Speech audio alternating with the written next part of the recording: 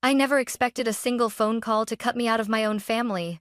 I was closing up the shop, late hands covered in grease, hair tied back, engine still ticking behind me when my dad's voice came through the line, cold and rehearsed. Stella, your sister wants her boyfriend to make a good first impression. You being there would embarrass her. So don't come. No apology. No hesitation. Just exile. I stood there, frozen between the smell of oil and the sting of humiliation, wondering how I became the daughter they hide instead of the daughter they celebrate. I thought the worst part was hearing my father say those words.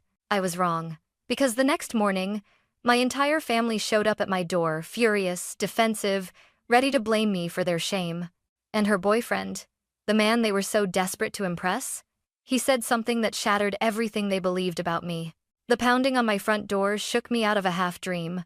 I stumbled down the hallway, still wearing the oversized sweatshirt I slept in, hair messy and sticking to my cheek. I thought it might be a package, or maybe Jordan stopping by early for coffee. I was wrong. I pulled the door open, and there they were. Dad, Mom, Vanessa. And behind them, the man whose first impression I apparently threatened. Blake. Dad didn't even greet me. He shoved a hand forward like he was delivering a warrant. "What did you tell Grandma?" he demanded. I blinked. "Good morning to you two." Mom stepped in, voice sharp and sugar-coated. "Stella, don't play dumb." She called us in tears, saying you told her you were banned from Thanksgiving. It's like speeded in despairing her my. Was sighed in the backs was ovation and dispeeded attestated friend. The stacks indistated, sided indistant is the first indication. "I didn't tell anyone," I said. Mom's eyes narrowed. "Well, someone did, and now the entire family thinks we are the villains." Villains. The word sat there, ironic and heavy. Vanessa folded her arms, perfectly styled hair cascading over a beige coat that cost more than my monthly rent. "Honestly, Stella, this is unbelievable," she snapped. "I'm under so much pressure, and you're making it worse." I stared. "Pressure?" "Vanessa. Dad told me I wasn't invited." She huffed. "It was a simple request. Blake needs to see the family at their best." Dad nodded like she'd uttered some divine truth. "Exactly. You always twist things, Stella. Always making us look bad." I laughed, not because it was funny, but because it was the first sound my brain could form. "I make you look bad?" Vanessa's eyes flicked down my outfit. "You're literally standing here in pajamas. Because it's 8 in the morning and you're pounding on my door," I snapped.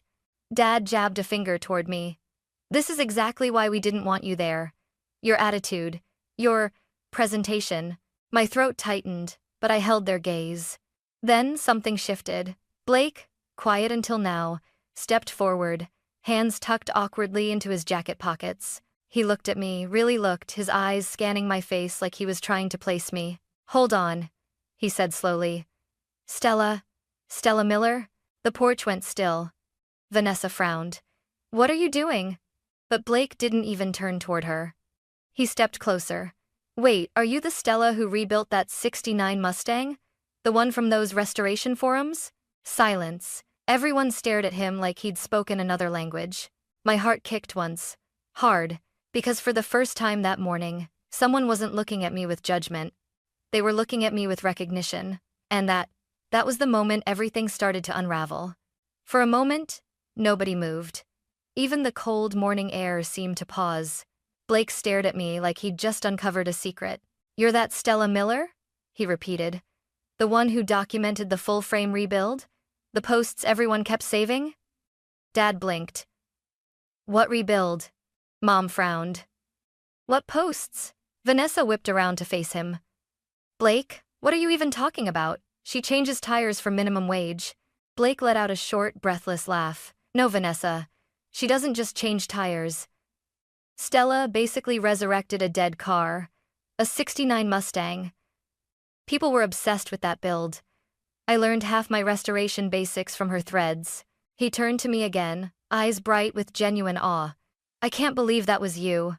A strange warmth crawled up my chest, something between embarrassment and pride, something I hadn't felt from my own family in years. Dad scoffed loudly.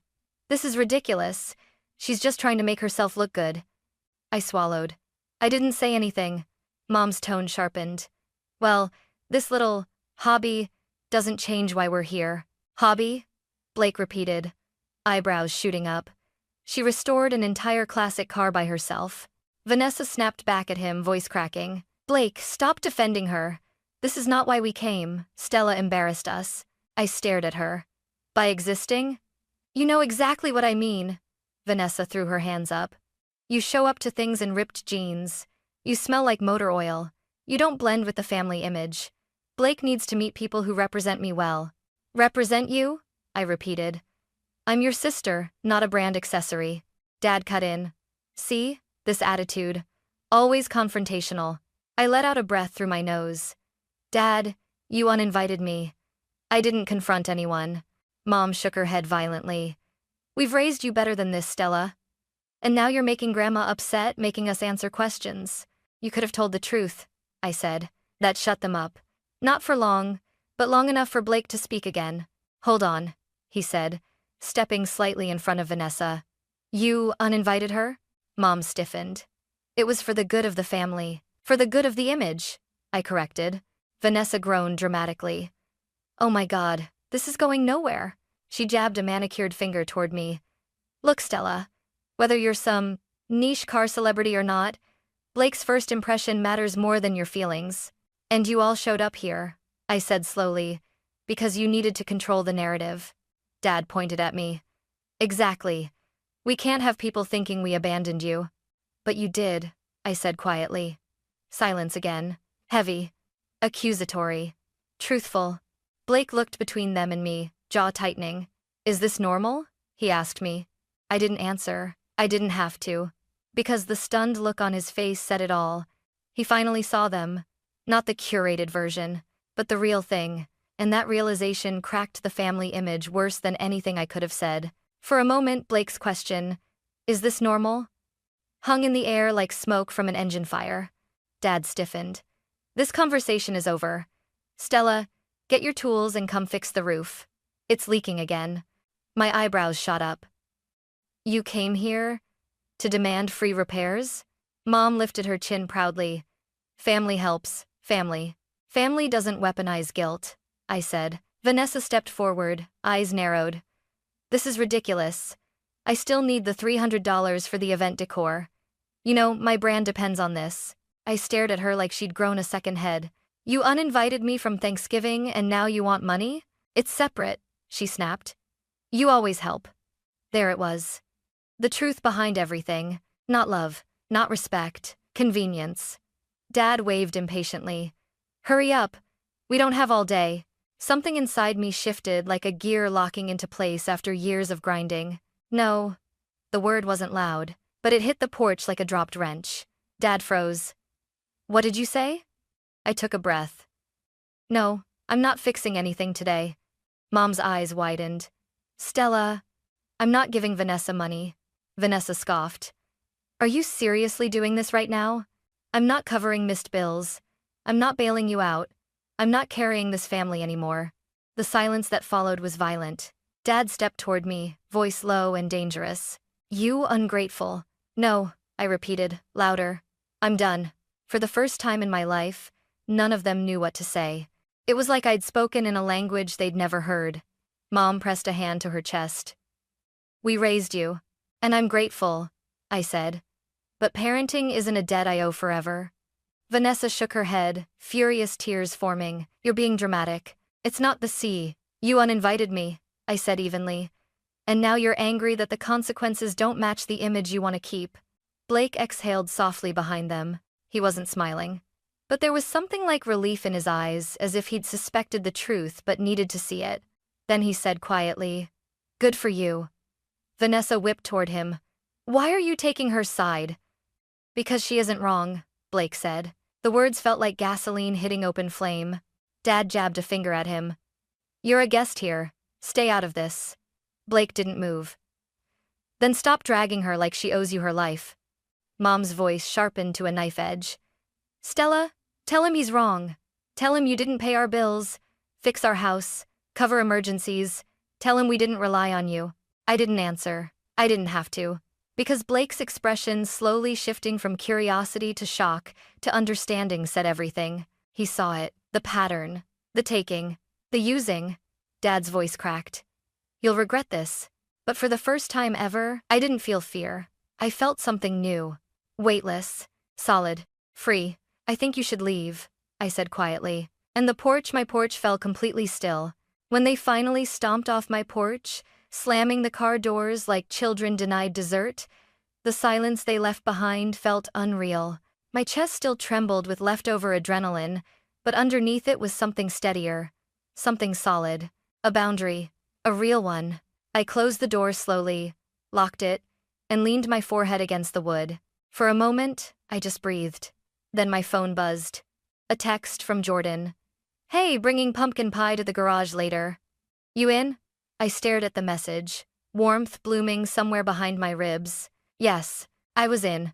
By evening, the garage glowed under soft amber string lights we'd hung last month. The space smelled like cinnamon, motor oil, and the comfort of people who didn't demand perfection from me. Jordan arrived first, carrying the pie like it was a newborn. Behind him came Mrs. Ramirez from the flower shop next door, insisting everyone take slices of her sweetbread. 2 teens from the community center wandered in with hot chocolate packets and shy smiles. Even Mr. Collins, the retired mailman whose truck I'd patched together more times than I could count, parked himself in a corner chair with his cane. We laughed. We ate. We argued over whether canned cranberry sauce was a crime against humanity. Every so often, someone would nudge my shoulder, pass me a cup, ask if I'd eaten. No one asked me to fix anything. No one asked for money. No one asked me to shrink myself for their comfort. And for the first time in my life, I didn't feel like the extra seat at the table people avoided. I felt wanted. Halfway through the night, Jordan raised a plastic cup of cider. To Stella, he said. The only person I know who can make a busted carburetor and a busted night better.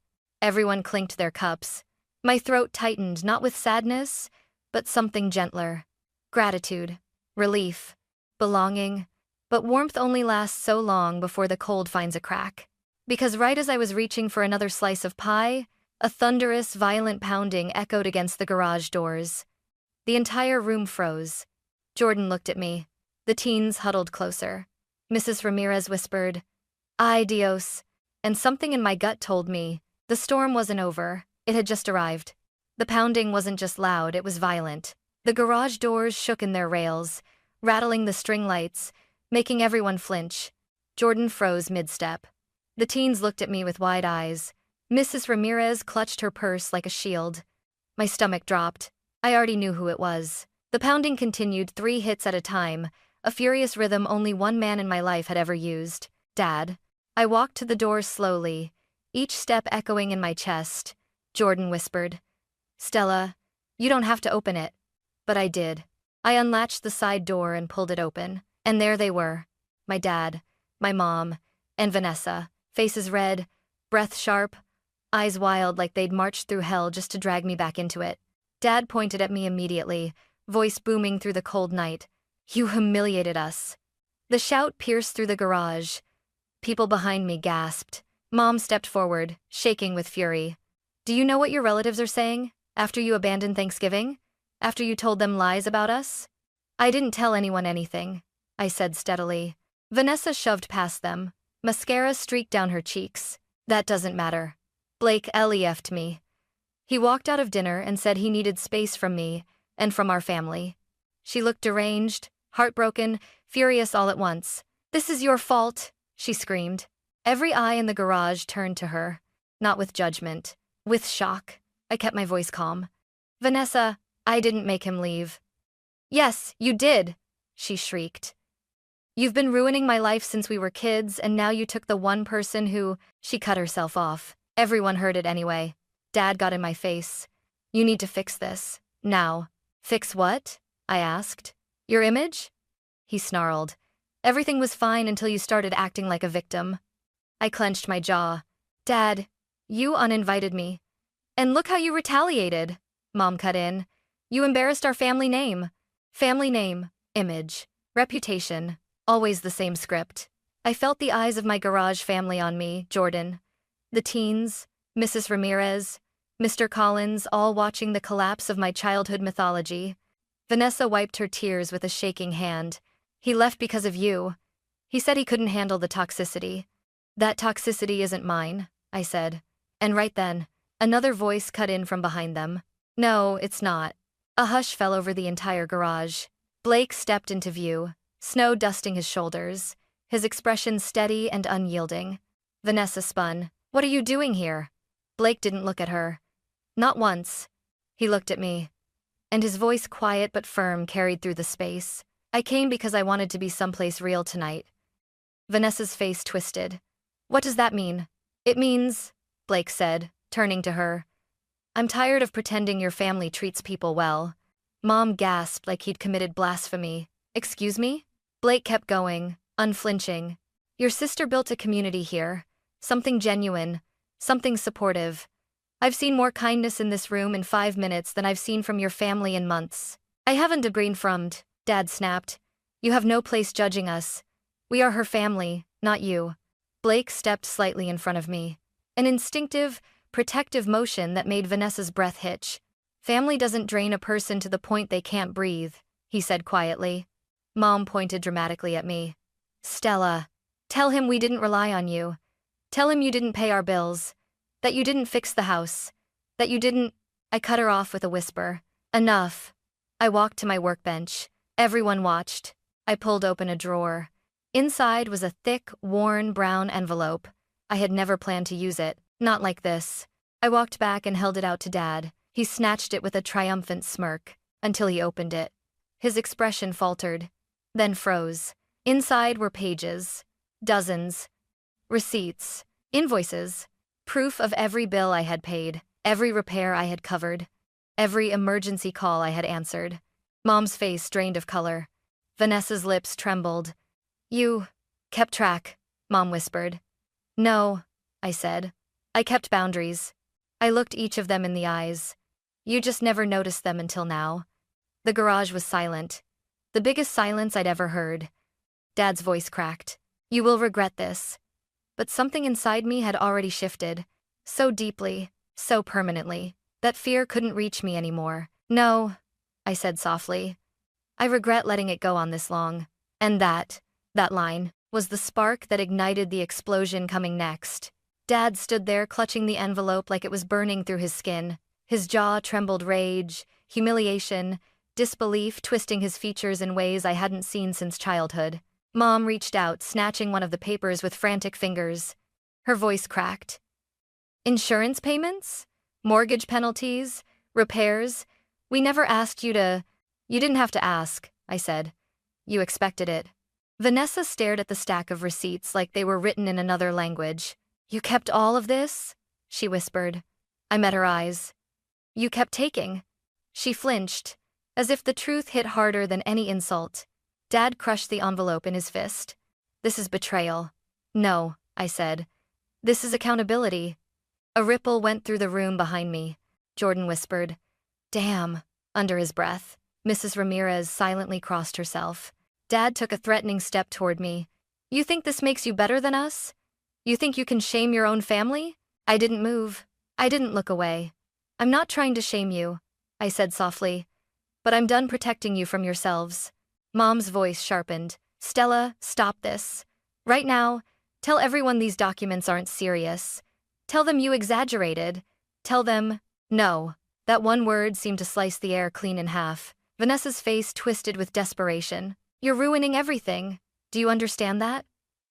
Blake won't even answer my calls. He said he couldn't stand the way our family handled things. He said he needed space. He said— She choked on her own words.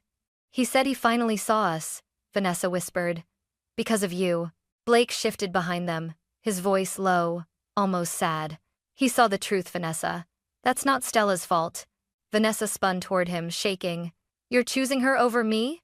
Blake shook his head. I'm choosing what's right. That broke something inside her visibly. She let out a high, sharp cry. Fists clenched. Mom lunged toward him. How dare you speak to my daughter like— Blake didn't back down. And how dare you treat your other daughter like a workhorse? Dad erupted. Get out. You have no place lecturing us about family. Blake's jaw tightened. Then stop pretending you act like one. The garage went dead still. Even the heater stopped humming. Or maybe I just couldn't hear anything over the pounding in my chest. Dad jabbed a finger into my shoulder, hard enough to hurt. This is your doing. You turned him against us. You turned everyone against us. I stepped back, not from fear, but from exhaustion. You did that yourselves, I said. I just stopped covering for you. Mom's voice rose to a shriek. No one will believe you. No one will believe these papers. We raised you. We fed you. And I never owed you my adulthood for it, I replied. Tears streamed down Vanessa's blotched cheeks. Please, Stella. Please just fix this. I'll do anything. I'll apologize. I'll just help us get Blake back. Help us look normal again. Normal. The thing they worshipped more than decency. More than truth. More than me. I can't fix this, I said gently. Because this isn't a misunderstanding. This is who you've always been. Dad's face purpled. You're a disgrace. But the words missed their target entirely. They flew right past me. Because for the first time in my life, I no longer accepted them. Blake stepped to my side. Not touching. Not claiming. Just standing there. A quiet, steady presence. Vanessa saw it. And her voice shattered. Stop choosing her. She ruins everything. Blake spoke softly. She didn't ruin anything. She revealed everything. Mom grabbed Dad's arm. Let's go, she hissed. We're done here. Dad glared at me with a hatred that should have hurt. But it didn't. Because I finally understood. It wasn't hate. It was fear. Fear of losing control. Fear of being exposed. Fear that I had stopped playing the role they wrote for me. I lifted my chin. Leave, I said. They didn't move. So I said it again. Louder. Stronger. Final. Leave. And something in my voice, something they'd never heard from me, made them flinch. Dad turned first. Then Mom. Last was Vanessa, eyes hollow, mascara smeared like ash. They stepped out into the snow. The wind swallowed their footsteps. The cold closed in behind them. And the door, my door, clicked shut. For the first time in my life, the silence that followed felt like freedom. When the door finally shut behind them, the garage didn't erupt into noise right away. It stayed silent, so silent I could hear my own breathing, shaky and uneven but mine. For a few seconds I just stood there, staring at the metal panels like they might burst open again. They didn't. And little by little, the world around me began to move again. Jordan was the first to approach. He handed me a warm cup of cider, his voice low. You okay? I nodded, though the answer trembled somewhere between relief and disbelief. The two teens, Marcus and Lily, hovered nearby. Marcus nudged my elbow awkwardly. Miss Stella, that was kinda badass. Lily nodded fiercely. Yeah, you were like a superhero, except with wrenches. I laughed, really laughed for the first time all night, and the sound felt like something breaking loose inside me, something heavy finally lifting. Mrs. Ramirez stepped forward next, cupping my cheeks with her soft, warm hands. Mi niña. Sometimes family is not blood. Sometimes family is the people who stay. Her words slid into a part of me that had been aching for years. Behind her, Mr. Collins tapped his cane on the concrete. You did the hard thing, kid, he said. Hardest thing there is, telling the truth to people who don't want to hear it. I swallowed hard. Thank you, all of you, for being here. We're not going anywhere, Jordan said. Not tonight, not ever, unless you kick us out. The garage filled with soft laughter, the tension easing like a wound beginning to close. Someone started passing around plates again. The teens argued over who burned the rolls. Mrs. Ramirez tried to feed everyone more sweetbread. Life flowed back in, warm and real. Blake lingered near the doorway, watching me with a look I couldn't quite read. When the noise settled a bit, he walked over. You handled that better than most people could, he said quietly. I'm not sure I handled anything, I admitted. You did, he insisted. You set yourself free. Something gentle settled in my chest. A calm I'd never felt before. A knowing that I wasn't alone, not anymore, and maybe not ever again.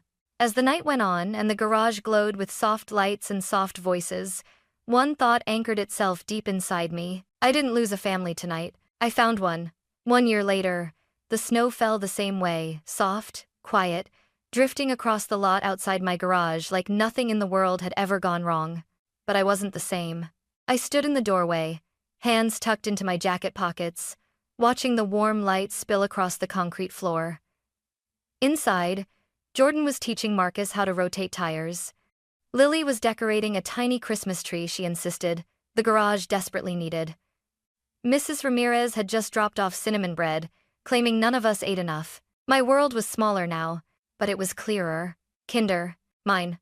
My parents still texted occasionally short messages, mostly practical, never emotional.